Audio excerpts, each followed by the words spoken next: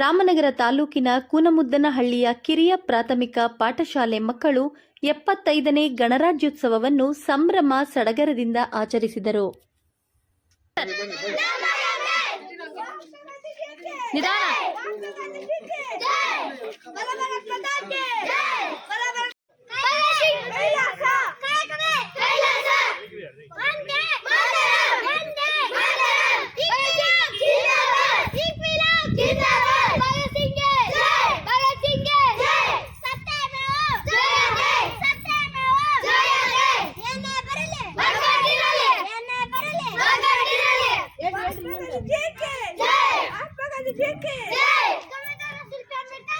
ಕಿರಿಯ ಪ್ರಾಥಮಿಕ ಶಾಲೆ ಕೂನಮುದ್ದನಹಳ್ಳಿ ಶಾಲೆ ವತಿಯಿಂದ 75ನೇ ಶಾಲೆಯಲ್ಲಿ ಬಹಳ ಸಂಭ್ರಮ ಸಡಗರದಿಂದ ಈ ಒಂದು ಗ್ರಾಮ ಪಂಚಾಯತಿ ಸದಸ್ಯರು, ಪ್ರಮುಖ ಪಂಚಾಯತಿ ಅಧ್ಯಕ್ಷರು ಮತ್ತು ಎಲ್ಲ ವಿದ್ಯಾರ್ಥಿಗಳು ಬಂದು ಶಾಲೆ ವಿಜೃಂಭಣೆ ನಡೆಸಿಕೊಟ್ಟಿದ್ದಾರೆ.